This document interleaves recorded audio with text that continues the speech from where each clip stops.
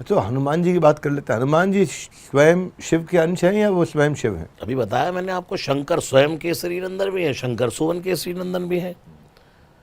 जब भगवान नारद जी, बताया आपने, बताया। नारद जी ने जब अपना रूप मांगा, हरि का आपन रूप देव प्रभु मोहि, क्यों मांगा था? विश्व मोहिनी से विवाह करने के लिए।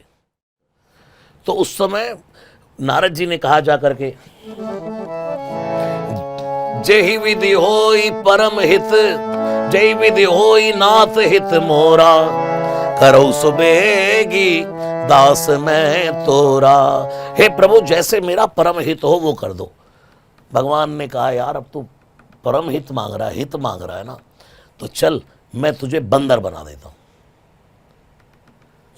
हरि बंदर को भी कहते हैं, हरि नाम बंदर का भी है। इसलिए जैसे ही नारद जी को बंदर बनाया तो शंकर भगवान ने पार्वती से कहा, हाथ पकड़ कर, देवी इस कथा से आज मैं एक फैसला ले रहा हूं कि भगवान, जेहि विधि होई परम हित, नारद सुनौ तुमार, सोई हम करब न आन कछु, बचन नम्रशा हमार। शंकर जी ने सोचा, वाह, नारद जी ने हित मांगा और भगवान कहते हैं परम हित करता हूं। जिसका परम हित भगवान करना चाहते हैं उसको बंदर बना देते हैं। इसलिए आज तुम्हारे सामने संकल्प ले रहा हूं, जब राम धरती पर आएंगे ना तो मैं शंकर का रूप त्याग करके बंदर बन के जाऊंगा। इसलिए, और जब चलने लगे तो चांदी से सोने में कन्वर्ट हो गए।